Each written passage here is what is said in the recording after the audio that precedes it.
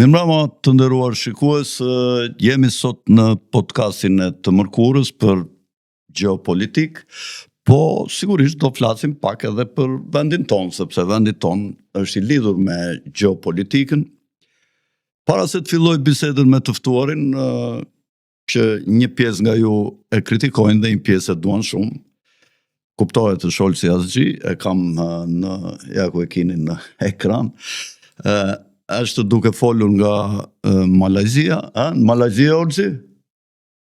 Po, në Malajzi, në Kuala Lumpur. Është në Kuala Lumpur, dhe atje, sa është ora, Olsi, tash që këtu është 6 e natës, aty duhet tjetë duke u erur aty. Këtu është 6 e akşamit. Po, dhe 6 e mbrëmjes pra, është aty. Dhe para se të filloj bisedën me Olsin, dëshiroja të kujtoja të gjitha atyre që ende se kam bërë subscribe kanalin ton, të mos harrojnë që të mos e ndjekin ata kanalin, po kanalit i ndjek ata dhe të njoftojnë sa herë që të klikojnë dhe atje ke zilja që të marrin notification, sa herë që ne edhim një emision dhe videove sigurisht duhet të bëjnë like ata që janë simpatizant të së vërtetës që thuhet këtu në një nga podcastet, se nuk është puna vetëm ke vërteta, puna është dhe sa i ndriçuar është një podcast, se ka podcaste plot në për Tiranë dhe në Shqipëri, por tralala, trilili, një pjesë për tyre ndjekin shumë nga këta rinia, s'dua t'i bëj ashtu s'kam as pak xhelozi, po kjo tregon shkallën e mos zhvillimit të vendit ton, ku disa podcaste që i krijojnë vetë ato skenarët atje, unë da gruaja nga burri si shkonte tezja me një budallaqe, domethënë kafshërira edhe i ndjekin nga 150.000 subscribera, nga domethënë fatkeqësi e madhe që populli jon ka rënë në këtë drejtë, sidomos rinia që i ndjek më shumë, po jo vetëm rinia. Gjithashtu dua të falenderoj sponsorat e emisionit ton që janë të përzgjedhur nga ne dhe janë nga elitarët për mallra dhe shërbimet që do t'i shikoni në strishat që hedh vazhdimisht regjia në fund të ekranit, si zakonisht.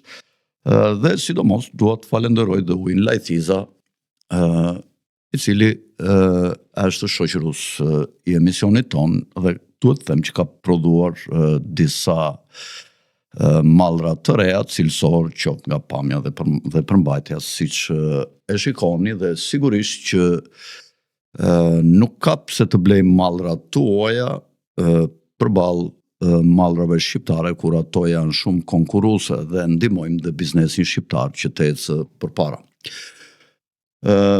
Mirë, Olsi, të falenderoj që je përsëri këtë javë në emision me mua. Duhet të dish që nxirë Olsin në ekran në regjia, duhet të dish që unë po marr shumë kosto prej teje, ashtu siç po marr dhe simpati nga ata që janë mendje hapur dhe që duan që t'ju thuash të vërtetën, qoftë musliman ose jo, por që janë të ndriçuar dhe kërkojnë që bisedat tona të zhvillohen sa më dendur këtu, sepse fe mbi fe është e vërteta për mua dhe gjithmonë do ta them të vërtetën sikur të digjet edhe Roma, si shteshin romakët e lashtë.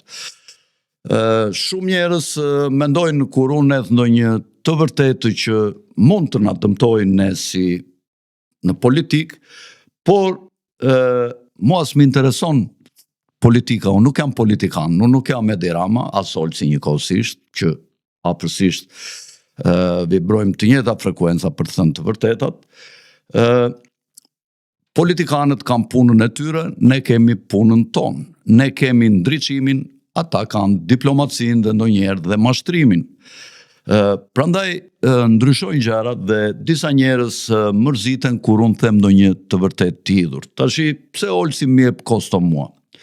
Sepse ka njerëz besimtar të feve të tjera, të cilët jo domosdoshmërisht janë kundër islamit, madje në histori besimtarët fetar të feve abrahamike kanë shkuar mirë me njëri tjetrin dhe e kanë respektuar, sepse kanë disa kolona të përbashkëta aty në librat e tyre të shenjtë, të tre librave, qoftë Tora, qoftë Ungjilli, qoftë Kurani, dhe kanë edhe sigurisht ndryshimet e tyre në dogmë dhe në besime në shumë raste.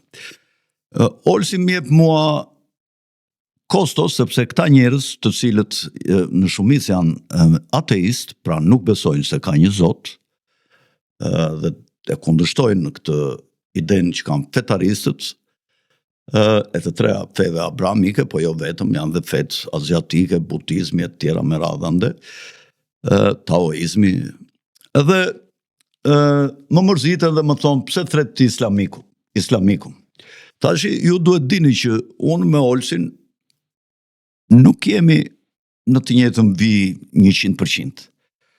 Po, në shumë raste mund të jemi paralel, dhe në shumë raste të tjera ndajemi ose jemi si dy dreza të kithë. Ai ikën në drejtim tjetër, unë ikë në drejtimin tjetër, në çështjet e koncepteve, të filozofisë të jetës dhe të besimit. Olsi, në qoftë se kam gabim, mund ta thotë edhe vetë, mendon që kombet duhet të shkrihen në umetin musliman, kombet musliman ose populatat, jo kombet, po populatat, se ka kombe që janë 100% me musliman, dhe kur themi komb duhet të nënkuptojmë gjithë popullin. Domethënë muslimanët duhet të shkrihen në umetin musliman dhe të kenë një qendër që duhet të jetë kalifati botëror, i cili sot nuk ekziston në fakt, ka qenë deri në kohën e perandorisë osmane dhe u prish. Olsi mund më korrigjoj për këto gjëra, tangent për pak minuta. Ndërsa unë tash dua të flas pak për veten time, se shumë njerëz për shembull pyesin, ora çfarë është ky Alfredi, është musliman, është Bektashi musliman, është sunit, është i krishterë nga Korça, nga Kolonja, po ku di unë çfarë mund të mendojnë. Unë dua ta bëj të qartë këtu dhe nuk pyes fare se çfarë mendojnë të tjerët për mua, po dua të jemi sinqert. Unë jam një njeri që besoj tek një dorë e lartë sipërane, e cila ke një mendje madhe universale, e cila ka krijuar këtë universin ton të mbyllur, mendoj unë, edhe tokën e mendoj të sheshtë, dhe kështu si ne mund të ketë dhe vaska të tjera të shtrira në të njëjtën platformë.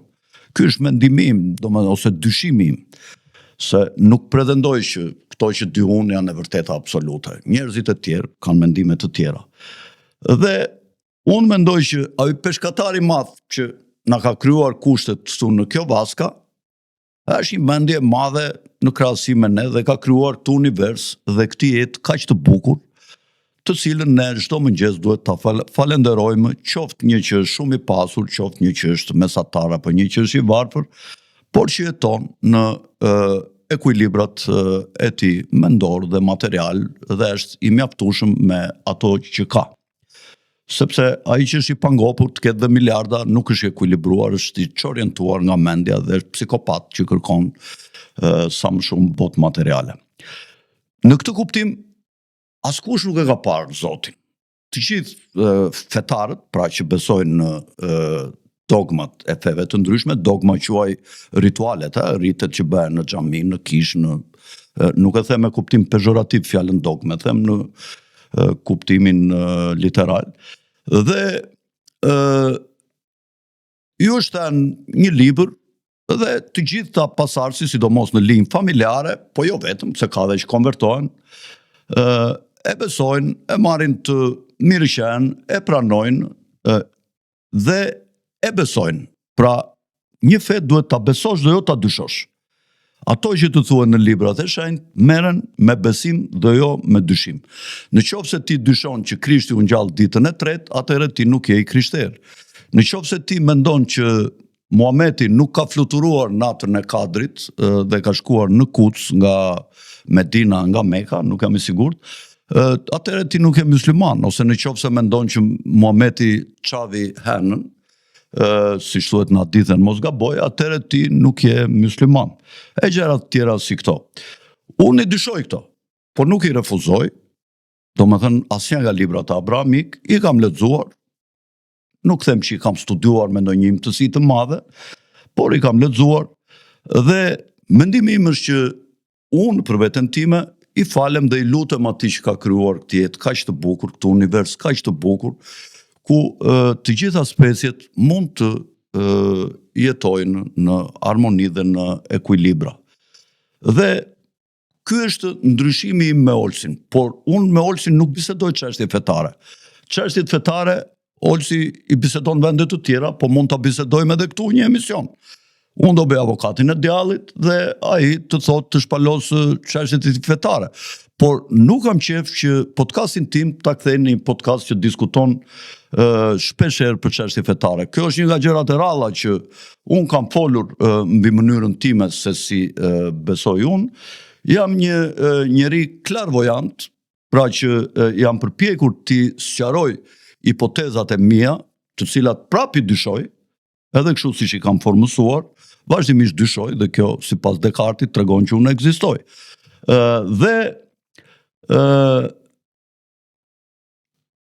Kam arritur në përfundimin logjik timin, racional nëpërmjet sqarimit, pra klarvojancës, jo ndriçimit për shembull masonik ose ndriçimit fetar.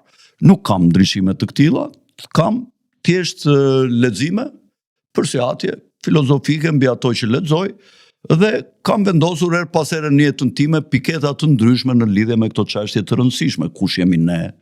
Kush na ka krijuar? Çfarë është ky univers i madh që ne shohim me ato që quhen hyje, po për mua nuk janë hyje, janë dritat e skenës të firmamentit, dhe të tjera dyshime, dhe kam krijuar dhe i ndryshoj vazhdimisht këto gurët kilometrik të bindjeve të mia sa herë që lexoj diçka që më duket më arrir dhe më e zhvilluar. Tashi, Olsi në lidhje me këto që thash unë, mund të thotë disa minuta, 5-6 minuta, 7 minuta, sa që fola dhe unë, mund të thot ato idetë e veta në lidhje me fen dhe pasaj të fillojmë bisedën, po këta e bëra për sqarim, sepse njerëzit mendojnë se mos ne jemi me Olsin të përputur 100% në të gjitha ato që mendon Olsi dhe ato që mendoj unë, Olsi është si unë ose unë si Olsi. Jo, unë jam Arpecako, ai është Olsi asgjë. Unë sjell ide nga të gjitha shtresat e shoqërisë, sidomos atyre që përpiqen të thonë të vërtetën. Dhe Olsi është një prej tyre që gjithmonë ju thotë njerëzve, jo të gjitha të vërteta, po ju thotë shumë të vërteta dhe ka guximin që t'i thotë to të vërteta, të cilat mund t'i mendojnë dhe njerëz të tjerë që kanë akses në publik, po që nuk i thonë dhe sillen me diplomaci. Fjala për ju, Olsi. Fredi, faleminderit për ftesën edhe për hyrjen që bëre. Faktikisht nuk je i vetmi, por edhe të tjerë kur më thënë për podcastet e tyre, ka disa persona që janë të fiksuar me mua dhe fillojnë edhe më sulmojnë me lloj ofendimesh, anti-shqiptari, islamiku, arrigjiu, gabeli, turko-mongoli, mbetja otomane, një Allah e di se, domethënë me kosovarët më quajnë serbo-greku, agenti i Rusisë, i Iranit, i paguar i Erdoganit, edhe kam shumë sharje që marr. Tani, unë i kuptoj personat që më ofendojnë. Edhe mua mi thonë këto gjëra, më thoshin një me Putinin, të paguam Putini, kur thoja që luftën do ta fitoj Putini dhe lufta nuk ishte pa provokuar, po ishte e provokuar. Dhe këta më quanin disa ignorant, më quanin putinist me rroga ke Putini, idiot, po nese, se këtyre nuk duhet të u marrim parasysh. Është Mbaj dy ekrane dhe gjë. Domethënë personat që na sulmojnë mua edhe ty, vjen si pasojë e shumë arsyeve. E para është ajo teoria e projekcionit. Shumë herë njerëzit mundohen që ta akuzojnë kundërshtarin me gjëra që ata i bëjnë vetë. Dhe ne duhet ta dimë që shoqëria shqiptare, që në kohën e komunizmit, por edhe sot në kohën e patronazhistëve, ka një numër shumë të madh njerëzish të cilët janë mercenarë. Dhe këta njerëz nuk flasin mendjen e tyre. Ne i dim për shembull patronazhistët. Unë kam shumë shok që punojnë nëpër institucione shtetërore në Tiranë, nëpër ministri, në bashki, edhe më thonë Olsi, por çdo gjë që shkruaj në Facebook duhet marrim urdhër nga shefi. Se po nuk morëm urdhër domethënë po postuam diçka kundër dëshirës së shefit, ne na heqin nga puna. Dhe ne e dim domethënë që kjo Partia Socialiste ka ndërtuar një ushtri të cilën e ka bërë legale zaten, të ashtë të quajturve patronazhist. Dhe këta patronazhist çfarë janë? Këta janë agent, këta janë spion, këta janë robot. S'ka Parti Socialiste, Olsi, ka rilindje tash, rilindje domethënë. Rilindje. Po. Rilindje, apo sigur e quan shoku im Thanasi ripjellje. Po. Dhe kjo lëvizja e ripjelljes sorosiste funksionon me mercenar. Dhe shumë njerëz kur më shohin mua edhe ty, që kemi shpesh mendime që janë ekstreme për shoqërinë tonë, ose na bëjnë psikopat, ose na ofendojnë nga që nuk din se si të përballen me ne. E dyta është që unë jam një historian profesionist, unë nuk jam historian i Akademisë së Shkencave. Unë kam dhënë histori në Universitetin e Durrësit dhe Elbasanit, dhe për idetë e mia e kam paguar me kokën time, më kanë hequr nga Durrësi me Universiteti i Durrësit me urdhër të ministresës të arsimit që tani është duke vdekur, më duket nga smundja, Nikola, me urdhër të Ramës për ato që unë them. Por për ato që unë them unë mbaj përgjegjësi. Dhe ndryshe nga ndoshta 90% e shqiptarëve që janë brymosur me ideologjinë shtetërore mbi origjinën e shqiptarëve, mbi rolin e perandorisë osmane, mbi mitin e Skënderbeut e tjerë, unë i kam sfiduar shumë nga këto mite. Për shembull, unë them që osmanët nuk ishin të këqij për shqiptarët. Por ta thuash diçka të tillë në një popull i cili që nga klasa e parë trushplahet me pralla, ku i thuhet që erdhi sultani, erdhi Bajlozi Zie, na vrau e na preu, dhe derisa na erdhi Ismail Qemali dhe na shliroi dhe na erdhi shoku Enver e shoku Ramidh edhe shoku edhe zoti Edvin që na shliruan. Domethënë për atë qytetarin e rëndomt i cili nuk lexon libra, por librat e vetëm që ka lexuar janë propaganda apo më saktë trushplarja që i ka marrë në shkollat publike, normalisht që unë do shihem si gogol. Për shembull, mua më shajnë shumë në për komente, më quajnë turko-otomani i fliqur, turko-mongoli, më bëjnë jo shqiptar, më quajnë arrigji, pakistanez, indian e lloj gjërash. Pse i bëjnë këto gjëra? Nga që ndoshta 90% e atyre që e shqiptarëve, domethënë që kanë shkuar në sistemin arsimor, dhe ne dim që sistemi arsimor në Shqipëri, sidomos edhe me rënien e komunizmit, është shkatruar në mënyrë totale, njerëzit nuk lexojnë libra. Unë jam i pari person që kam botuar në historinë moderne të Shqipërisë, kam përkthyer zaten librin e historisë perandorisë osmane nga profesori Stanford Shaw. Përpara kësaj, edhe në Universitetin e Tiranës, studentët kur shkonin që të mësonin histori osmane, lexonin librat e vllahut Petri Katëngjilli dhe budalliqet që u shkruan në Shqipëri në kohën e Stefan Aq Pollës, Alex Budës, Akademisë Shkencave që themeloi Bashkimin Sovjetik, ku historia shërbente si mjet propagande për pushtetin. Kurse unë vi nga një shkollë tjetër, unë kam studiuar jashtë Shqipërisë, unë kam doktoruar në Firenze, kam bërë postdoktoratën në Kanada, kam bërë masterin e parë dhe bachelorin në Malajzi, dhe unë vi nga një eksperiencë tjetër dhe unë kam doktoruar për kohën e rilindjes dhe perandorisë osmane. Kam lexuar arkivat e Romës, të Vatikanit, të Vjenës, të Tiranës, të Londrës, dhe unë kur them fjalabie diçka për Esat Pashën, apo për Ismail Qemalin, apo për Thalkozin, Theodor von Thalkozin, apo Theodor I Penin, të cilët edhe shkruan tekstin e parë të historisë së shqiptarëve, apo kur unë flas për Konstantin Çakrezin, edhe kur flas për ata që bën librat e shkollave në Shqipëri, për ata që sollën mitet e ilirianizmit, e skënderbegizmit, e tjerë, unë flas i bazuar në për dokumenta. Por problemi është që ata që na dëgjojnë nuk i din gjërat që unë di. Po jo vetëm kjo. Mbaj mend kur isha që jepja mësim në Universitetin e Durrësit, më thotë një student nga Universiteti i Tiranës që një nga këta profesorët e kohës së komunizmit i thotë studentëve të tyre në klasë se ai është anti-shqiptar për mua, nga që unë kisha thënë që shqiptarët nuk e njihnin Skënderbeun, dhe Skënderbeun e sollën austriakët, italianët, më pas sovjetët dhe më pas Enver Hoxha, dhe e përdorën për qëllimet e tyre. Dhe kjo edhe kur ma thonë studentët nga Universiteti i Tiranës, që u thoshte këtë gjë një nga profesorët e tyre, i thashën, po pse nuk i thonë atij profesorit që të vijë edhe të debatoj me mua? Shumë nga lektorët që janë në universitetet e Shqipërisë nuk kanë prekur arkiv me dorë, nuk dinë se çfarë thonë.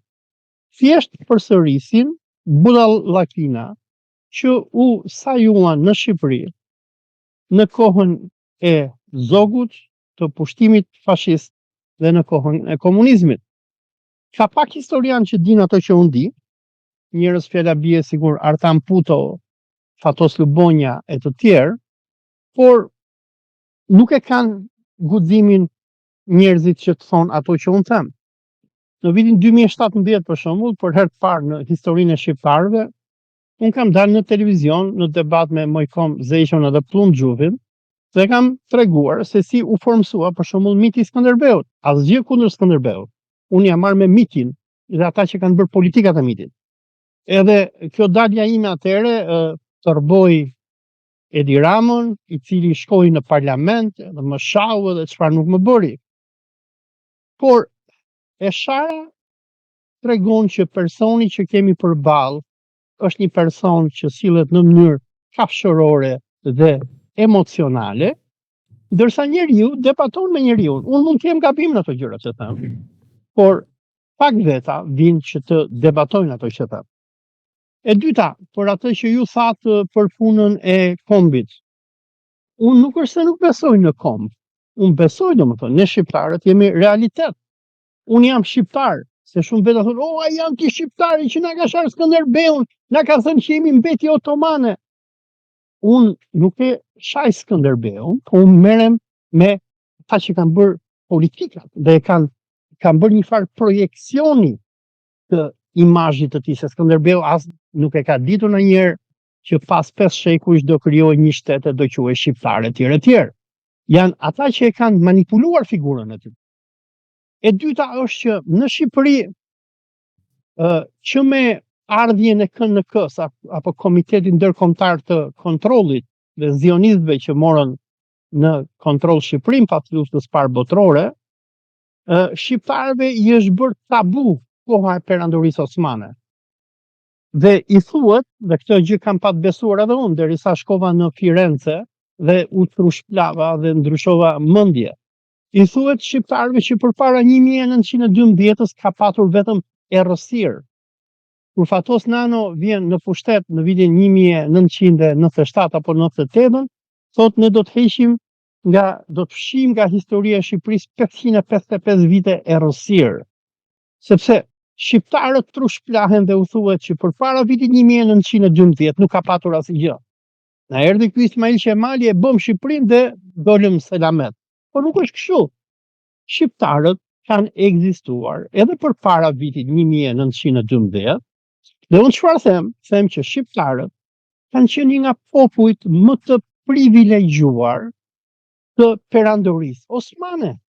Se ishim sadrazëmët, ishim kryeministrat e kësaj perandorie.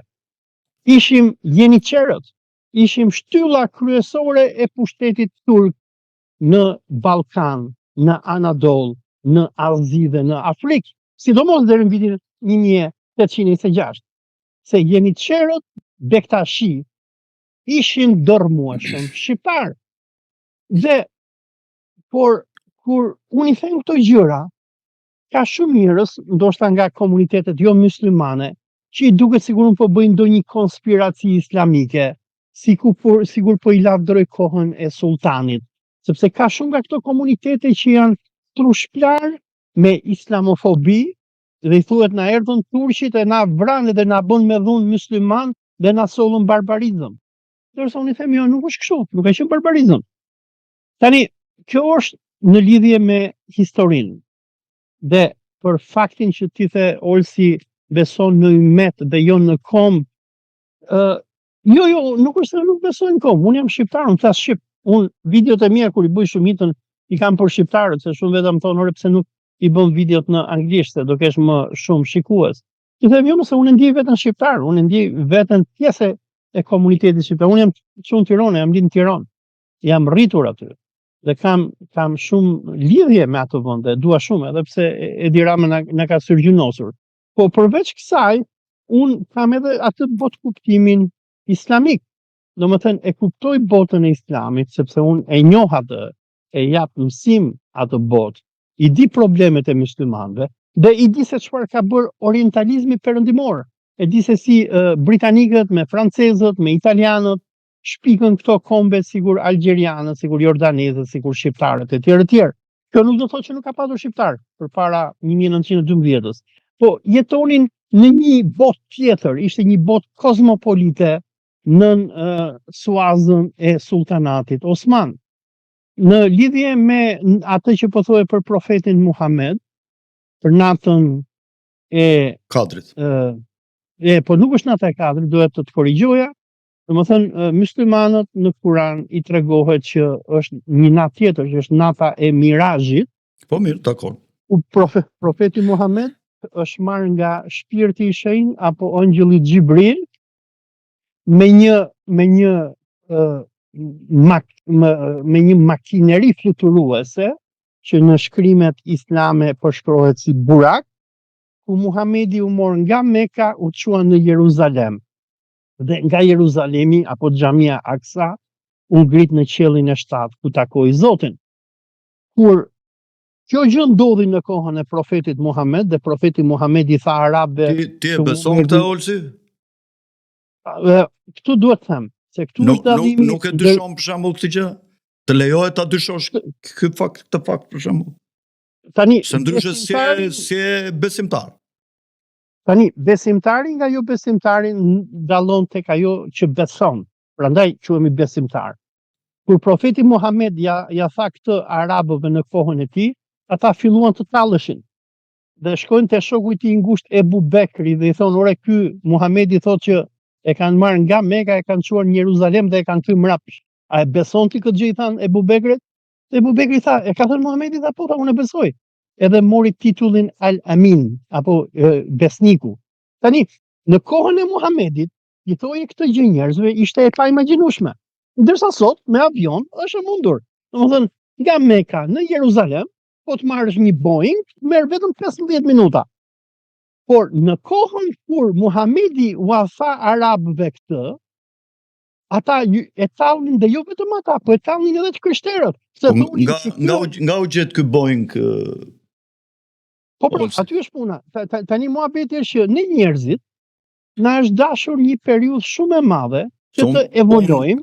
Unë mendoj që, domethënë, gjykoj që edhe në qoftë se kjo është e vërtet, atëherë ka disa qenie të tjera që na kontrollojnë, më kupton? Po normal që ka qenie të tjera.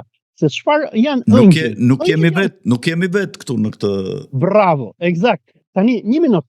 Sot ti thuash njerëzve që Olsin e kanë marrë sonde nga Mekka, e kanë çuar në Jeruzalem dhe e kanë thyer prapë në krevat në shtratin e tij, është e besueshme. Se ne sot njerëzimi 1500 apo 1400 vite më pas ka përparuar aq shumë nga ana teknologjike, saqë ne kemi shpikur avionët dhe diçka e tillë është e mundur. Po është edhe diçka tjetër, Olsit, që një moment të lutem, ta mbaroj. Po dakor. Ta mbaroj. Por kur Muhamedi i tha njerëzimit në atë kohë, ore që mua merdhën këto qeniet jashtëtoksore, ëngjëj, dhe më morën nga Mekka, më çuan në Jeruzalem, dhe nga Jeruzalemi më ngritën në qiell, por njerëzimin atëherë ishte e paimagjinueshme. Ndërsa sot, me avancimin teknologjik, me teleportimin, ne dimë që diçka e këtill është e mundshme. Me fizikën kuantike. Bravo. Po, edhe çfarë do të thotë kjo? Kjo do të thotë një njeri mund të ndodhet në 2 vende për një herë ose edhe në 3 vende. Me fizikën kuantike. por Fredi, ne këto gjëra kemi arritur t'i pranojmë tani pas 1400 viteve, që shkenca e speciet njerëzore ka përparuar aq shumë, sa që unë që jam në cepin tjetër të planetit Tokë, që jam në Malajzi, jam në fundin e Tokës, domethënë këtu ku jam unë, po të shkosh edhe 2 orë mbrapa, mbaron bota, është Johori, pastaj është Singapuri, pastaj s'ka më gjë, ka Australinë edhe polin e jugut, Antarktidën, s'ka më njerëzim, dhe sot neve nëpërmjet teknologjisë E mendon që ekziston ky pol i jugut ti? Nuk e di, s'kam qenë, domethënë për të gjë që s'kam qenë, nuk e di. Ka vetëm male me akull olsi rreth rrotull tepsis, vetëm male me akull. Ka një marrëveshje që është 70 vjeçare në Kombet e Bashkuara që nuk lejohet të fluturojë asnjëri nëpër cepat e tërbotës. Mund të shkosh ti, kur shkon në Kanada ti nga shkon nga Malajzia kur ikën në Kanada. Ikën ande nga oqeani paqësor, nga ikën. Apo ikën këtej nga Evropa, nga Atlantiku. Dhe ikin nga Evropa e para. Pra, pse ikën Amerikë? Në artje madhe në Amerikën ande. Bravo. Domethënë ka shumë. Ka poljugu, ka vetëm qendër tepsie. E të gjithë ikin afër qendrës që shkojnë në çdo cep. Dgjoj, Fredi, domethënë shumë nga juve që thoni që toka është e shesht, nuk e keni, domethënë nuk keni edhe aq gabim, sepse edhe unë e mendoj këtë gjë. Për shembull, unë nga këtu, nga Malajzia ku jam, e kam shumë afër Brazilin të shkoj me vit të drejtë. Por a e diti se si shkojmë neve? Ne shkojmë njërë në Dubai, dhe pastaj nga Dubai në Vjenë, pastaj ikni ande. Dhe pastaj zbresim por, domethënë ka sa gjëra që të bëjmë përshtypje, e para. E dyta, nëse ke vënë re, domethënë dhe mua më bën diçka shumë përshtypje, kjo përpjekja e Trumpit dhe personat që janë rreth tij që duan të marrin Groenlandën. Si për Groenlandës, ne kemi polin e veriut, po që njerëzit e njohin shumë pak. Është qendra e tokës atje, qendra e tokës, se është mbi Groenland. Lufta bëhet kush do kontrolloj qendrën e tokës. Dhe unë dyshoj që, domethënë, ne si njerëz, ka akoma shumë gjëra që nuk i dim. Po më lë një moment lutem të kthehem edhe një herë tek udhëtimi i Muhamedit nga në natën e Mirazhit. Domethënë 1400 vite më herët, t'ja thoje njerëzimit këtë, shumica u kanë tallur, por edhe të krishterët e që futën. Por e thonin që ky Muhamedi sot ka fluturuar nga Meka në Medinë edhe nga Meka në Jeruzalem dhe nga Jeruzalemi është ngritur në qiell. Ndërsa ne sot, nëpërmjet teorive që kemi zhvilluar, e kemi pranuar që diçka e tillë është e mundshme. Tani udhëtimi nga Meka në Medinë nuk është problem fare, unë udhtoj nga Malajzia që jam në cepin tjetër të botës edhe shkoj në Kanada, në cepin tjetër. Por dua të them që kjo është ajo që e dallon besimtarin nga jo besimtari. E para, e dyta është që ky është një fakt që neve na bind besimtarët që ne nuk jemi të vetëm në këtë planet. Olsi, mund të bëj një pyetje se ndoshta e diti, më fal, kulturore në lidhje me atë temën e parë. Nga Japonia për në Amerikë, nga iket nga paqësori apo nga Evropa? Digje ti? Nga Japonia i shkojnë edhe nga paqësori edhe nga Evropa, po shumica shkojnë nga paqësori, se për shembull mua më ndodh që shkojnë në Kanada, dhe unë që shkojnë në Kanada zakonisht ndjekim 2 rrugë. Njëra është nëpërmjet Dubait apo Romës apo Stambollit dhe kalojmë Atlantikun, ndërsa rruga tjetër është që ne do ngjitemi, domethënë do dalim nga avionët kanë diçka, që avionët kur fluturojnë mbi tokë për arsye sigurie. Domethënë avionët do nisen nga Malajzia, do shkojnë në Filipinë apo sipër Filipinëve, do kalojnë afër Tajvanit apo Kinës, do shkojnë në Japoni. Nga Japonia do të ngjiten sipër për në domethënë që t'i afrohen sa më shumë qendrës së tokës. Alaskës e çfarësh dhe pastaj i afrohen dalin mbi Rusi, afrohen afër qendrës së tokës, mbi Rusi udhëtojnë mbi Skandinavi dhe shkojnë në Kanada. Nuk ka paqësor ande, janë pralla paqësor, nuk shkon asnjë avion në paqësor. Domethënë shkon në paqësor, paqësori ekziston. Është nga Japonia deri ke muret e akullit që rrethojnë tepsin. Më kupton? Edhe ata kalojnë ndoshta nga Japonia mbi paqësor, edhe fluturojnë lart mbi Kamchatkë, mbi Groenland dhe në Kanada. po shkojnë afër asaj që quhet The Bering Strait apo ngushtica e ngushtica e Beringut. Po pra, në Atlantik është ajo. Ku ndahet, jo, Ngushtica e Beringut mbi Atlantikës.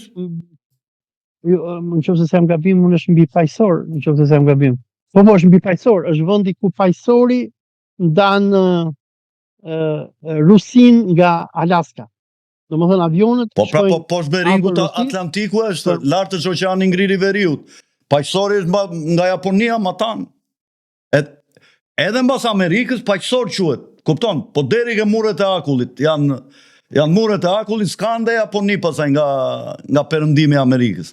Më kupton? Ka mure Akulli. Edhe amerikanët ku shkojnë në Japoni, kështu thonë mbi ato domethënë mbi Groenland, mbi vendet Skandinavi ose midis Evropës dhe Skandinavisë, edhe shkojnë në Japoni. Kupton? Nuk ka ende udhëtime as nga Amerika në drejtim perëndimit, as nga Japonia në drejtim të lindjes të shkojnë në Amerikë. Janë pralla me mbret, janë gënjeshtra, janë shumë të thjeshta gjërat. Nuk qëndron ujë në sferë, i shpikin, i gënjejnë njerëzit edhe i besojnë sa me madhe tjetë gënjeshtra, aq më shumë besojnë. Shiko, Olsi, më fal një minutë. Unë kam shprehur shumë ide pari këtu në Shqipëri, nuk dua që të mburem. Kanë dalë ca tash që janë sa me kapele republike që thonë jam avokat e kështu. Edhe talleshin me mua, theshin ne nuk jemi Novax, ne jemi vetëm kundër. Në fillim ishin pro pandemisë, vranë babalarët, i shpuan në për spitale dhe i mbytën atje, dolën thanë Covid-i ekziston, se unë thesha nuk ekziston. Unë thesha nuk ekziston pandemia, jo smundja. Smundja ishte pandemi, ishte helm që idhe nga avionët të futeshin me ato që të fusnin në unë dhe vinin kafshët, minë të laboratorit vinin, ma fut qik në unë dhe ja fusnin ata.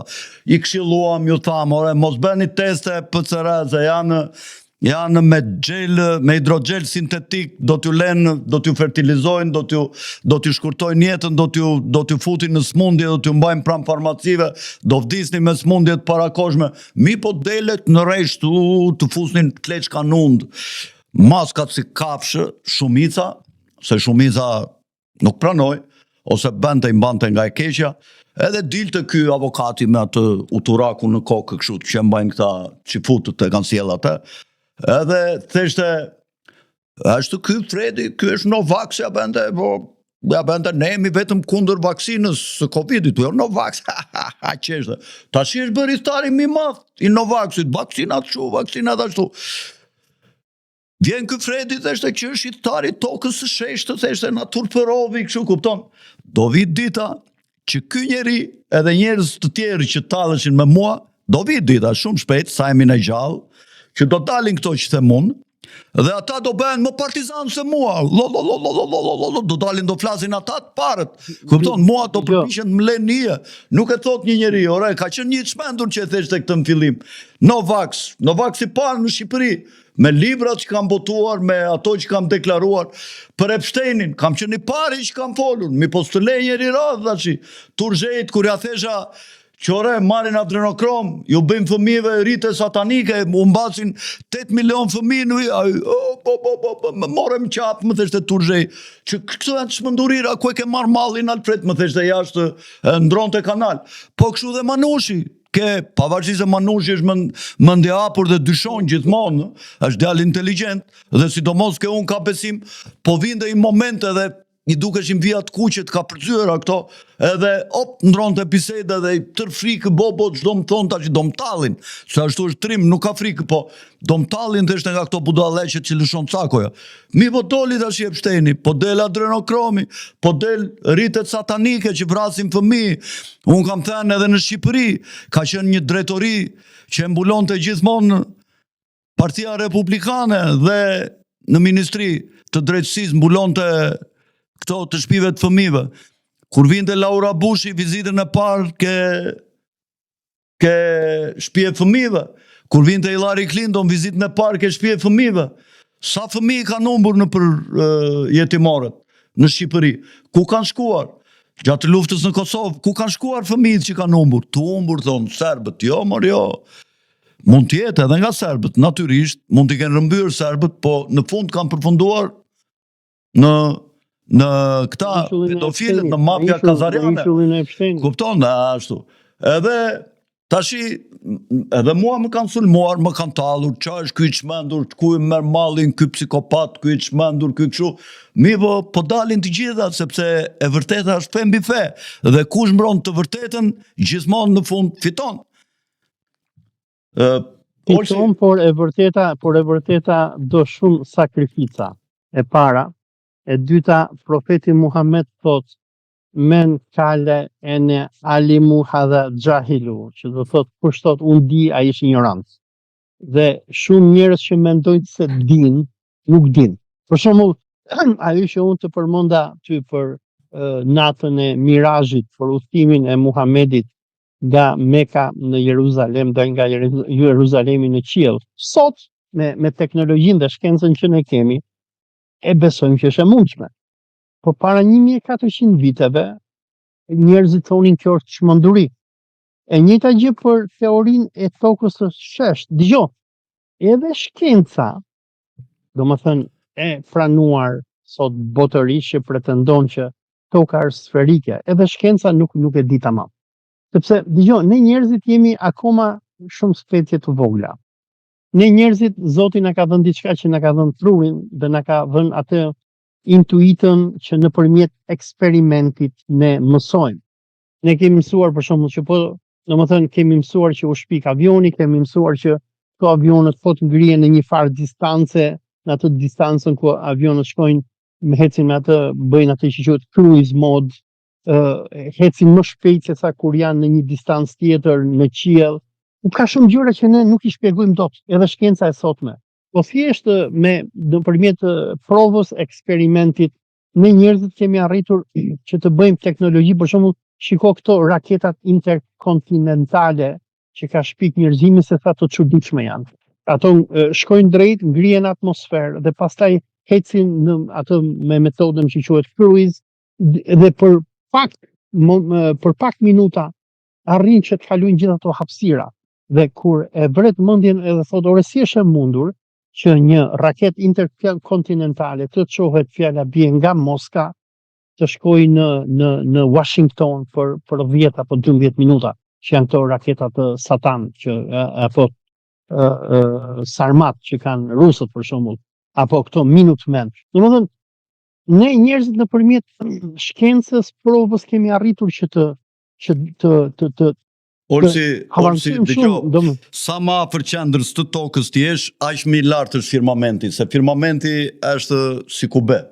Tashi janë bërë eksperimentet që afër për shembull Australisë, po të doni bëj edhe një emision unë këtu për tokën e sheshtë, është vërtetuar nga britanikët, nga shkencëtarët britanik, që në një gjatësi dhe lartësi të caktuar të tokës, se toka ka 3 të dhëna, ka x-in, y-in dhe lartësinë. Më kupton? Me këto 3 dhëna ti gjen çdo pikë të botës, në ajër ose në mbi tokë, kudo që t'ia vesh ato. Në qoftë se për shembull është një lartësi në një mal, ta them në krab, jep një lartësi dhe 2 pika të koordinatave x dhe y, ti gjen pikën me milimetër ku ndodhet kjo pikë në çdo vend të botës.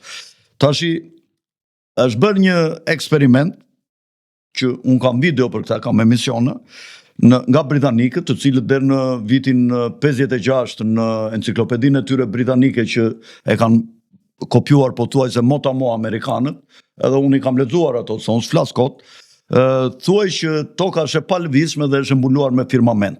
Dhe në një pikë që kanë bërë eksperimenta, kanë zbuluar që firmamenti ka qenë 13.000 apa larg, pra në një zonë këtu afër fundit të tepsisë, pra diku afër Australisë, firmamenti sigurisht është më i ulët dhe këtu rritet në maj, kupton? Në qendër të tokës.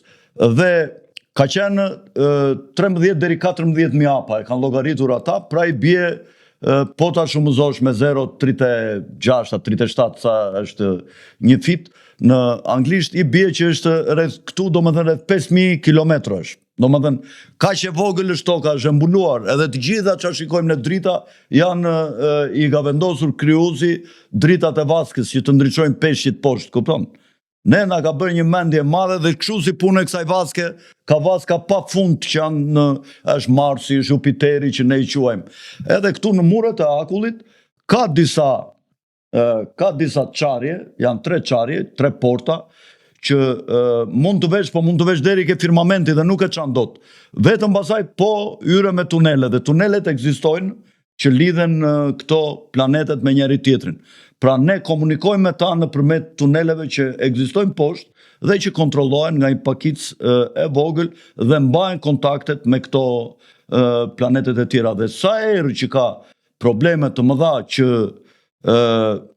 ka luftra ose smundje të mëdha ose kur sidomos prishen rregullat e lojës që ka dhënë peshkatari i madh, atëherë ndërhyet me përmbytje, me zjarr ose kupton dhe rikrijohet jeta e specieve inteligjente. Dhe ky rregullim bëhet nëpërmjet tyre tuneleve që janë poshtë tokës. Sigurisht to duken çmendurira për ata që domethënë na ruaj Zot nga ignorantët se ai din, po nuk ka problem që unë ti them. Pra, Marsi, Jupiteri nuk janë lart në qiell. Janë këtu në një platformë të madhe, janë të gjitha firmamentet me radhë të vendosura. Tash kush i ka krijuar? I ka krijuar një mendje shumë inteligjente, shumë e lartë, të cilës ne nuk është gabim t'i lutemi, edhe ta falenderojmë, sepse na ka krijuar këto kushte që ne mund të jetojmë shumë të lumtur. Dhe sa herë ne zgjohemi në mëngjes, duhet të lutemi për ta, të themi të falenderojmë që na ke krijuar këtë mirësi kaq të madhe, se jeta është e bukur Olsi. Është shumë e bukur, sidomos po të dish ta jetosh, të dish të kesh pak profilaksi, të mbrohesh nga smundjet, të mbash një organizëm fizik të mirë, të mbash një ekuilibër shpirtëror dhe të kesh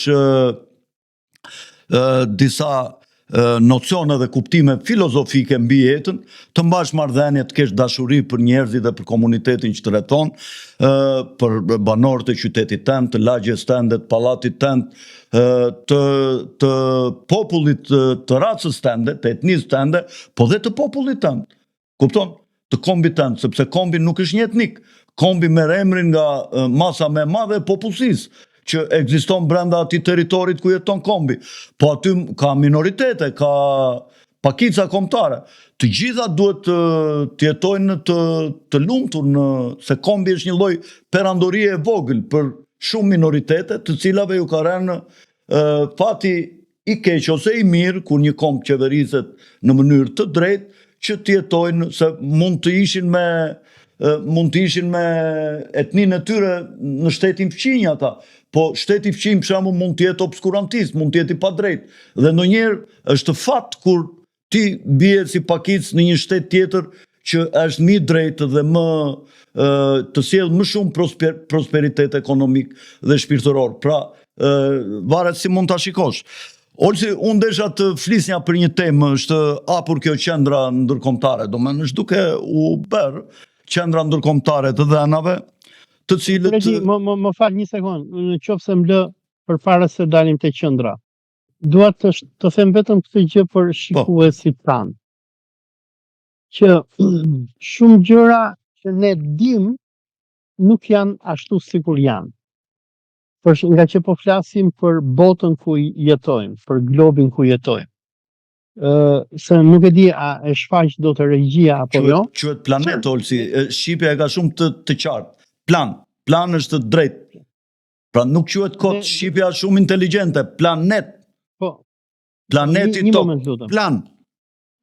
Po, dhe po përdor termin planet. Në këtë planetin ton, kur ne shohim hartën, ne përdorim hartën e Merkatorit. Harta e Merkatorit është një hartë që është bërë në shekullin e 16 dhe kjo hartë kur u bë në shekullin e 16 e projektoi botën sipas imagjinatës një gjeografi Fleming apo belg me emrin Gerard Mercator. Po. Tani, harta që ne shohim, faktikisht nuk është harta e vërtetë e tokës. Domethënë, nëse shohim këtë hartat që i kemi të gjithë neve, dhe që i përdorim në për filma, në për aviona, për shumë kur udhtojmë në avion, na tregojnë këtë hartën e Mercatorit. Kjo harta e Mercatorit e tregon Amerikën si shumë të madhe, e tregon Rusin si shumë të madhe, Dhe Afrikën e të vogël. tregon Afrikën shumë të vogël. Por faktikisht, harta e vërtet, dhe shikuesit tanë mund ta shohin, quhet The Gall-Peters Projection, harta e vërtet e planetit tonë është shumë ndryshe nga ajo që dim neve. Afrika është kontinent shumë i madh, Evropa gjithashtu, por pak a shumë janë në të njëjtën madhësi, ndërsa kjo Amerika që neve na është krijuar ideja që është kaq e madhe, nuk është kaq e madhe. Edhe në anën tjetër kemi Groenlandën që është shumë e madhe, por që njerëzit e shohin si diçka të vogël aty në hartë. Edhe pse po e përmend këtë? Po e përmend këtë për faktin që dua të them që shumë nga informacionet që ne kemi nuk janë të vërteta. Për shembull me hartën. Domethënë ne që kur shkojmë në shkollë fillore dhe na mësohet gjeografi, edhe në shkollë të mesme, ne na tregohet kjo harta e Mercatorit, ku na tregohet që Amerika është aty, Amerika Latine është poshtë, Afrika na tregohet si më e vogël, por nuk është e vërtetë. Na mësohet diçka e gënjeshtër. Domethënë, ashtu sikur në fushën e historisë, që po thoya më herët, që shqiptarët trushplahen dhe i mësohet ajo histori që i intereson regjimit, e njëjta gjë ka ndodhur njerëzimit edhe për shumë koncepte që ne kemi. Për shembull, koncepti i hartës, koncepti i kontinenteve, etj. etj. Po ta shohësh hartën e botës në këtë projekcionin e Gall-Peters, e shef që kjo Amerika është një vend i vogël i ngushtë aty në cepin. Olsi, të bëj një pyetje, i ke parë tash 6 vija që janë në atë podiumin e Bashkimit Evropian kur del flet, ajo është harta e tokës. Ato ke gjithë institucionet ndërkombëtare tokë, besi ke me 6 rrafë. Çfarë janë 6 rrafë? Janë 2 solsticet, 2 ekuinokset dhe ka 5 vija. Është edhe qendra, domethënë perimetri i qendrës së tokës, i tepsisë, që është e ndan në 2 pjesë, lart dhe poshtë tepsinë në 2 pjesë, nga qendra dhe nga periferia, dhe ky quhet ekuador. Më kupton? Njerëzit më pyesin mua, "Ore, si krijohet dita dhe nata?" Si tu plasi syt krijohen. Studioni që ta mësoni, ja si krijohet.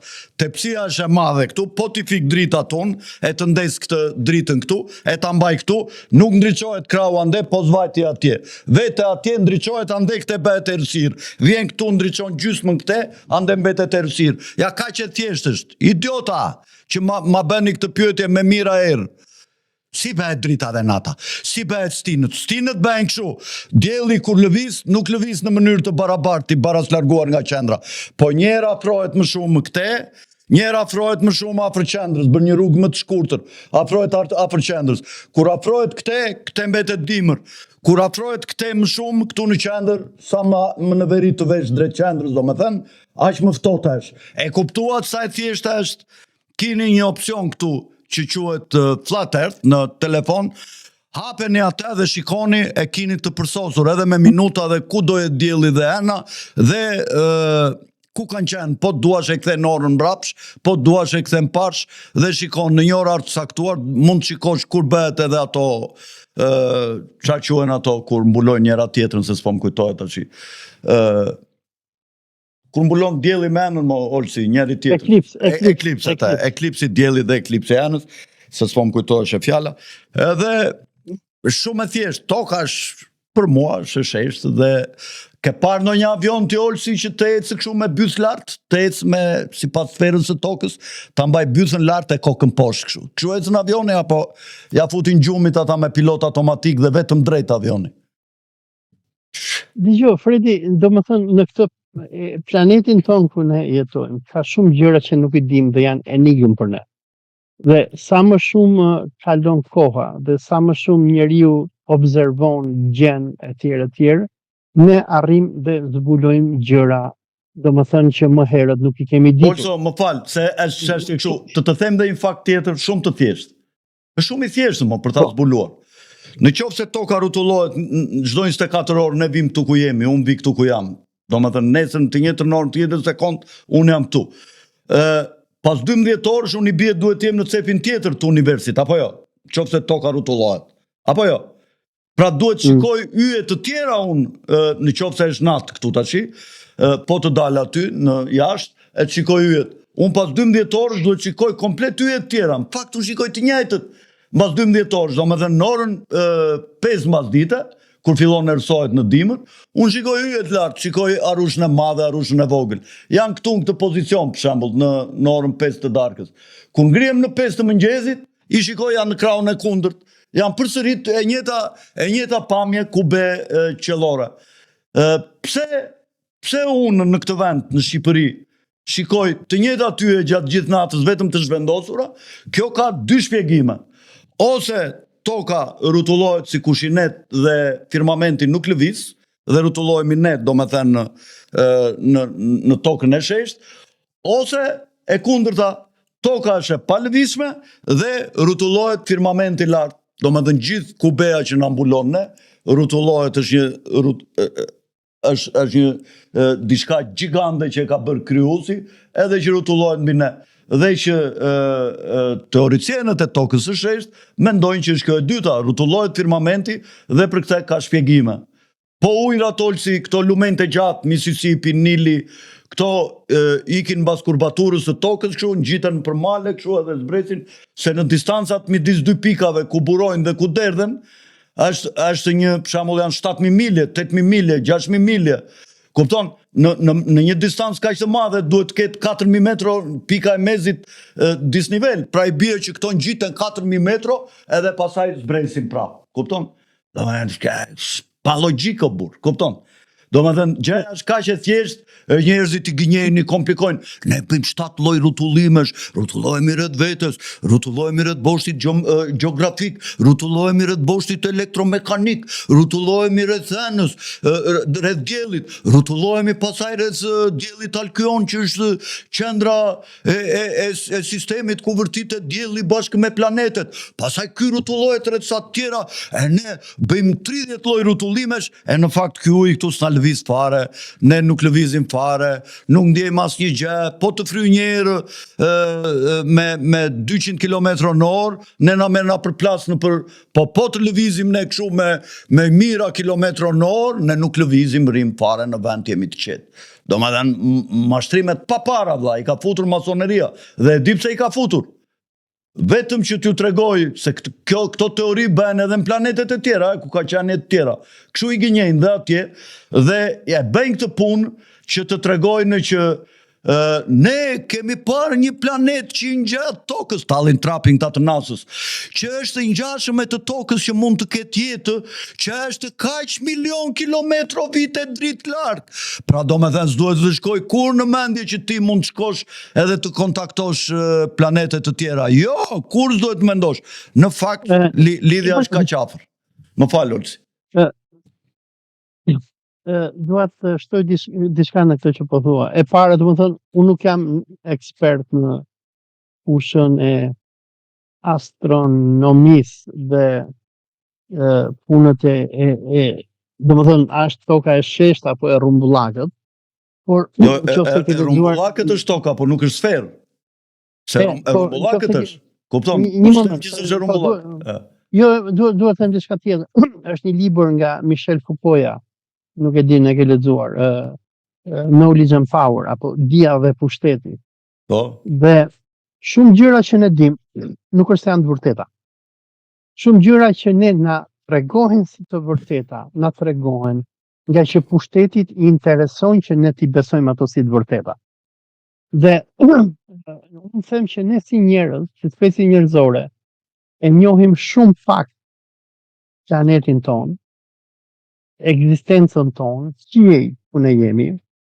Allahu thot në Kur'an, o grup njerëzish edhe gjindësh, po të doni t'i kaloni kufijtë e qiejve, mundohuni, por ju nuk t'i kaloni dot se nuk keni fuqi.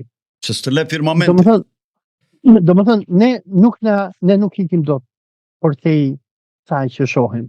Ato që thonin Amerikanët në kohën e luftës së yjeve, jo shkuan njerëzit në Mars, janë gjitha pralla me mbret. Po pse këto që thot ky i Teslës si e ka ky Elon Musk. Sa vjet ka që i gënjen ky thot do bëjmë ja ne do ikim në Mars do ju asnjëherë nuk keni për të shkuar nga qielli në Mars. Në Mars shkohet me tunele, nga Washingtoni mund të shkosh me tunele në Mars. Po nga qielli fuck you mashtrusa gënjeshtar, kur nuk ka Mars në qiell. As ka për të shkuar ndonjëherë. Mbani mend këtë që po ju them unë. Në qoftë se do vej ndonjë anije kozmike, si thon këta e Teslës, mua të më shani e të më thoni çfarë doni kur të më gjeni në rrugë. E kam thënë këtë me kohë edhe prap ja u them. Ju mashtrojnë njerëzimin dhe njerëzimi prap vazhdon beson në prallën e tokës, sferë dhe të planeteve. Gënjeshtra të gjithë. Dua të them diçka tjetër, Fredo, që qielli nuk është njësoj në të gjitha vendet e planetit ku ne jetojmë. Jo. Përpara disa muajsh unë isha në Perth të Australisë, edhe Australia është fundi botës, mrapa Australisë nuk ka më gjë. Po ti i shikon këto dritat që ka mund këtu në skenë që atje ku je, i shikon këto këtu? Dijo çam bëri mua për shtype kur isha në Australi. Firmamenti është super gjigant vlla. Ti shikon me sy, shikon vetëm një hapësirë të vogël aty që ke mundësi të shikosh. Jo, unë nuk i shikoj dot yjet që shikon ajo i Australisë, unë shikoj yjet që janë këtu mbi Shqipëri. Po pra, domethënë gjë që mua më bëri përshtypje kur isha në Australi, ishte ora 4 mbasdite dhe shoh në qiell ishte dielli në një anë, në anën tjetër ishte hëna. Hëna shumë herë më e madhe se sa dielli, edhe bënte gjithë ato dritë. Edhe nëse i ke parë këto filmat me science fiction që tregojnë sigurisht i planetet dhe shef këto planetet, këto urubu e këto budalligjet, aty në Australi mu duk vetja thash, wow. Ishte hëna shumë e ndriçuar, ishte ditë edhe ishte shumë e madhe. Po e disa larg janë më ulsi nga toka, 5000 kilometra janë më dhe dielli dhe ëna. Dhe një vetëm nuk lëvizin në formë rafshi, kanë si të thuash ulluqet, domethënë në perceptim që ulen dhe ngrihen në atë nivelin dhe kjo krijon dhe eklipset kur dalin në dy ulluqe. E them kështu në mënyrë fiction, po ajo ka të bëj me fuqinë elektromagnetike që lëshohet nga poshtë, që nuk e le një trup të bjerë. Ky është dielli dhe ëna, dhe ato kanë ligjësitë e tyre të lëvizjes. Dhe vende, ato janë në të njëjtën lartësi, dhe dielli dhe ëna. Le çfarë na thonë këta 150 milion kilometra larg dielli e pralla me mbret, kupton? Janë gënjeshtra 5000 kilometra janë shumë afër. Më kupton? Por, unë dua të them diçka tjetër që thot Kurani. Thot Kurani. Allahu thot në Kuran që Allahu ka krijuar 7 qiej dhe prej tokave po aq. Domethënë, sipas Kuranit, ne nuk jemi speciet e vetme në univers, dhe kjo bota ku ne jetojmë nuk është bota e vetme, po sipas Kuranit ekzistojnë edhe 6 planet të tjerë ku ndoshta mund të ketë specie njerëzore. Por një gjë dua të them, domethënë nga leximi i Kuranit, unë kam ardhur në konkluzion e para që ne njerëzit nuk jemi aksidentalisht në këtë dynja. Allahu thot në Kuran, "Wa ma khalaqna al-jinna wal insan illa liya'budun." Unë nuk i kam krijuar njerëzit dhe gjindët, por vetëm për arsyen që ata të më adhurojnë mua. E dyta, Zoti nuk është diktator, se po të ishte Zoti diktator, do dilte në qiell, do thoshte unë jam Allahu, mu falni o qafira. Zoti çfarë na thot neve në Kur'an është që ai kërkon që të shohë se kush nga shpirtrat tanë do të jenë aq inteligjent që do të arrijnë në konkluzion që kjo ekzistencë që ne kemi nuk është aksidentale, po ka një krijues superior i cili e ka bërë të mundur ekzistencën tonë. Edhe një gjë tjetër që të bën përshtypje, Fredo, përveç kësaj domethënë që ne nuk dalim dot nga ky planet ku jemi, është misteri i vdekjes. Ne jemi të gjithë qenie të vdekshme, vim në këtë planet në një moment dhe sipas Islamit, përpara se ne të sillemi në tokë, na krijohen shpirtrat, që janë si një formë energjie, të cilat janë në atë që quhet alemul ruh apo bota e shpirtit. Shpirtat tanë teleportohen në trupat tanë dhe në momentin që trupat tanë shuhen dhe vdesin, shpirtrat ikin dhe kalojnë në një botë tjetër. Pra duhet të them, Fredi, që ne dim shumë pak për këtë planetin ton ku jetojmë, por megjithatë njeriu është për mendimin tim specia më inteligjente që Zoti ka krijuar. Ta preva fjalën Fredi, po duash vazhdojmë Olsi, ka një ide, se kam thënë ndonjëherë publikisht, për të parë po e them, që niveli i organizimit të botës sipërane është ky. Mbi të gjitha qëndron krijuesi i asaj që quhet ndërgjegja dhe quhet pleroma. Pastaj vinë mbajtësit e shpirtrave që janë aeonët. Pastaj vjen ndërgjegja që u futet këtyre shpirtrave që e mban ajo që quhet Sofia. Pastaj vjen krijuesi botës materiale dhe i ligjeve mekanike, mbi të cilat funksionon bota materiale, që është Demiurgu, dhe që ne e quajmë në përgjithësi Zoti. Dhe pastaj ka dhe një kat tjetër, nuk po e them se do thonë si shmendur, pastaj vjen bota jonë materiale. Këtë është era e parë që e them, Demiurgu ka krijuar botën materiale. Sofia dhe aeonët na fusin shpirtrat dhe ndërgjegjen, kurse mbajtësi i lëndës bazë ose eterit ku funksionon energjia dhe ndërgjegja, dhe kjo lloj ndërgjegje pastaj fillon dhe transformohet, duke u kthyer në botë materiale, duke krijuar mundësinë Demiurgut, krijon këtë jetën tonë. Kaq sa për sot, dhe mendoj ta mbyllim Olsi, se nuk i prekëm ato temat, po vetëm për Skënderbeun nuk jam dakord, unë jam nacionalist, Olsi, kam të parin kombin tim, pastaj vinë të tjerat, nuk urej absolutisht as një popull tjetër, as një kom tjetër, të gjithë jemi një lloj, na ka krijuar ai krijuesi i madh, të gjithëve për ta jetuar dhe për ta shijuar këtë jetë. Sigurisht njerëzit nuk kanë një ndërgjegje të tillë të lartë dhe nuk kanë pasur dhe nuk do të kenë sa të funksionojnë në ekuilibra, megjithëse përpiqen të krijojnë rend ndërkombëtar, ligje si të funksionojnë, por her pas here i thyen dhe prishen ekuilibrat e fuqisë dhe rivendosen prapë nëpërmjet luftrave dhe masakrave dhe padrejtësive të mëdha, sidomos ndaj kombeve të vegjël. Për punën e Skënderbeut, Skënderbeu nuk është mit. Skënderbeu ka ekzistuar, dihet, nuk na e kanë sjell austriakët. Austriakët mund të kenë kërkuar që ne ta evokojmë atë epokë, por ai që ka shkruar historinë e parë dhe më të mirë të Skënderbeut ka qenë një shqiptar dhe është Marin Barleti, dhe është një histori që nuk i lëviz presja për ato që ka thënë dhe ka evokuar gjithë epokën dhe rezistencën e popullit shqiptar ndaj pushtuesve turk, dhe kjo na bën dert që jemi një nga kombet që kemi rezistuar më shumë se të gjitha kombet e tjera të Ballkanit, qoftë me luftën në fushë Kosovë para se të vinte Skënderbeu 1389, ku shqiptarët kanë qenë palca e ushtrisë që ka luftuar me osmanët.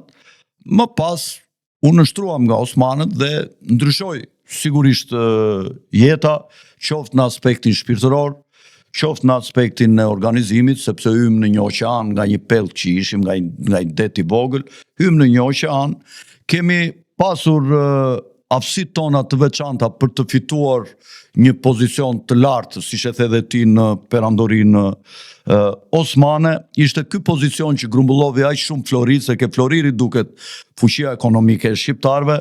280 ton ju janë marrë shqiptarëve nga britanikët, rusët dhe jugoslavët me prej Enver Hoxhës nëpërmjet ligjit për tatimin e jashtëzakonshëm, ndoshta për frym popullsie asnjë popull tjetër në botë nuk ka pasur me përjashtim të çifutëve sot, nuk ka pasur kaq shumë flori sa kanë pasur shqiptarët, dhe kjo shpjegohet me ata që tha Olsi, që kemi pasur në hierarkinë e perandorisë otomane, sidomos jeniçerët që ishin të parët që hynin në përpushtime dhe që përfitonin nga popujt e pushtuar,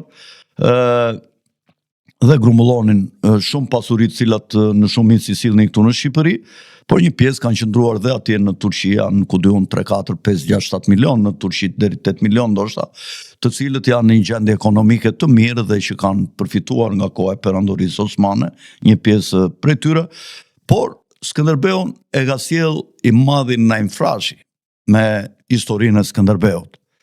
Shiko, Lazgushi thotë në një vend ke kujtimet e veta, Lazgush Poradeci, që ne thotë emigracioni shqiptar të Bukureshtit u përpoqte na ndikonte rreth çështjes patriotike Samiu thot. Por ne nuk e pranonim Samiun thot si superior thot që të na komandonte Samiu për të luftuar për çështjen kombëtare thot, sepse ne ndjenim veten superior në lidhje me çështjen kombëtare prej Samiut thot, nga niveli kulturor ose filozofik.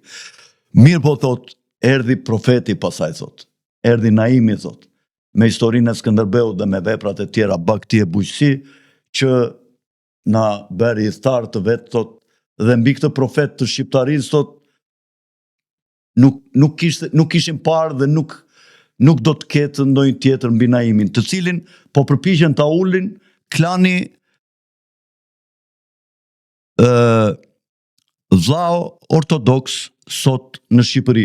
Dhe për këtë do flas ditën e diel për këtë temë në rrethi katror, sepse po përpiqen të kapin gjithë kulturën shqiptare. Kumbaroja, që është një kushurir e vllau katolikut Edi Rama, drejtorët e bibliotekave, Aurel Plasari, Piro Misha, nën kryetari dhe ish sekretari i Akademisë së Shkencave Vaso Tolle, ky Tomi Frashi, ky megalomani që nga vëllezrit Frashri që ka ekzistuar, domethënë bindja e shqiptarëve, ky e ka kthyer vllazëria Frashi, ku në vllazërim Frashri fut klanin ortodoks, por edhe vlla ortodoks, dhe ky ka marrë tash në komandë gjithë urdhrat që jepen të Republikës, të shtetit shqiptar, edhe është bërë ku diun se që ka vënë vetes një emër të madh, shambellan i urdrave, një kalama, një buz qumësh, një pordac, i cili hoqi urdhrin Naim Frashi së bashku me Edi Ramën për të goditur Naim Frashin dhe rilindasit. Këta që kur erdhën në pushtet, erdhën me këtë ide, rilindas jemi ne, jo ata që erdhën nga Turqia, rilindasit, dhe njëkohësisht sollën eshtrat e Mitat Frashit me djallëzi, edhe thanë, ja kush janë, sepse Mitati, si kryetari ballit kombëtar, në gjysma e popullsisë shqiptare, në këta idiotët e kuq, ekziston si tradhtar i kombit, si kolaboracionist dhe zhuryer. Dhe këta gjoja e sollën, sikur janë open mind, edhe Mitatin ne nuk e respektojmë si Mitat, ne Mitatin e respektojmë si Lumo Skendo, pra si një njeri të letrave dhe të veprimtarisë të tij për krijimin e alfabetit shqip bashkë me Gjergj Fishtën. Njerit janë hedhur eshtrat në lumë dhe tjetrin e quanin tradhtar. Por tashi ne po e sjellim Lumo Skendon, jo Mitatin. Lumon, Mitati është kryetari i ballit kombëtar dhe i njollos vëllezrit Frashi. Dhe vëllezrin Frashi kanë qenë bektashi, po janë edhe pro-iranian, sepse Naimin e nderon Irani. Dhe ç'pun kemi ne? Pra, është një klan vllau ortodoks, qifut edhe grek, të cilët duan të godasin rilindjen kombëtare, duke goditur gjigandin Naim. Dhe këtë goditje e kanë filluar që me Ismail Kadaren, ku ai në disa vepra të tij është përpjekur të godasë gjigandin, kolosin e kombit shqiptar, poetin ton kombëtar, ashtu si dhe Fishta dhe si Ktega Italia, ky poeti Derrida, ne i kemi poet kombëtarta. Njeri përfaqëson grupin e arbreshve të Italisë, njeri grupin e katolikëve të Veriut, po që e meritojnë, nuk janë se i kemi zgjedhur ne, e kanë zgjedhur ata veten me veprën e tyre. Dhe njeri është Naimi Gjigandi, i cili solli dhe historinë e Skënderbeut. Pastaj austro-hungarezët mund ta kenë nxitur këtë gjë për t'i ndriçuar shqiptarët. Po nuk është se e shpikën Skënderbeun. Skënderbeu ka ekzistuar dhe është ai që krijon fushën elektromagnetike të ekzistencës të kombit shqiptar. Figura të këtilla dhe të mos ekzistojnë, ne duhet t'i krijojmë Olsi për të mbajtur kombin, se ndryshe na mbytin, na përpin, na zhdukin. Po mos patëm disa. Më lë të them disa fakte. Po, jemi në kufin topse. Për punët se ti fole për Skënderbeun, unë s'fola asgjë. Nuk po hyj te Skënderbeu, se po hyra na duhen 2 orë të flasim për atë. Po dua vetëm për punën e Naimit pse sulmohet. Ka patur një përplasje ndërmjet vëllezërve frashëri dhe vllehëve që në kohën e rilindjes. Për personat që kanë lexuar librin e Samiut, Shqipëria çka që në çështë dhe çdo të bëhet, në kapitullin Miqtë e shqiptarëve, Samiu thot që vllehët thot edhe nga që na duan dhe kanë nevojë për miqësinë tonë, me gjithë këto thon, duan të jenë më lart dhe më të ndjerë, sepse ne duke qenë nga që janë të ardhur dhe të huaj në Shqipëri, janë ca vëllej që duan të tregojnë në Evropë që vllehët janë mendja e shqiptarëve. Trupi që shqiptarët duhet të luftojnë dhe të vriten. Të vriten që ta të drejtojnë shtetin. Duhet të qeverisin e të gjykojnë. Dhe dua të them që kjo goditja kundër vëllezërve frashëri është e vjetër, është që në shekullin e 19, sepse në atë kohë spionazhi rumun që sponsorizonte vllehët, por edhe evangelistët zionistë, motrat Qiriazi e Çarishin, unë jam marrë shumë me këtë temë në tezën time, dhe sidomos kur Ratushian... I kam bashkëshatare motrat Qiriazi, janë nga një fshat më mua. Dhe në 1912 deri në 1920-19 që u bë konferenca e paqes në Paris, ta shkruanin letra dhe i kërkonin fuqive evropiane që në pushtet të vinin vllehët dhe myslimanët t'i bënin yzmeqar. Dhe ajo që përmendet ti për Ismail Kadaren, pse edhe Kadareja i ka sulmuar frashërlit, këtë e ka bërë nga që gruaja e Kadares, Helena, është vllahe vet. Dhe ka një luftë, domethënë që prej edhe Kadareja ka shumë mundësi që është gjujsh i ardhur në kohën e sultanit Sulemanit Madhërisëm në Gjirokastër, dhe janë gjujsh dënë që quhen, siç janë edhe disa familje të tjera në Gjirokastër, dhe këta në përgjithësi quhen sot Olsi kolaq. Kolaq janë ata që në Gjirokastër janë martuar brenda fisit të tyre. Dhe këta janë vëllë dohen me. Janë disa familje atje që s'dua të u përmend emrin tash, po që ka mundësi që të jenë donme, nga që mbiemri i Kadares, Kadar, do të thotë çakiç në hungarisht. Domethënë janë muhaxhir që kanë ardhur nga Hungaria. Dhe ta kanë, me sa duket kur kanë ardhur do u kenë marrë me Kovaçan, prandaj kanë patur emrin Kadar. Dhe mund të jetë, domethënë si mundësi që mund të jenë edhe donme. Por Kadareja ka patur urrëtie shumë të madhe për nacionalistët shqiptar. Për shembull, po lexosh shkrimet e tij në vitet 70-80 sulmonte Fishtën e gjithë tjerët. Dhe urrëtia e tij dhe për këtë arsye ky grupi i vllehërve, për shembull kur vdiq Kadareja, Edi Rama duket shpalli Pallati e Ëndrave, gjithë libri Pallati e Ëndrave është kundër Naim Frashit. Domethënë sepse Naim Frashi ka qenë në zyra, ka punuar në zyra e censurës të sultanit, dhe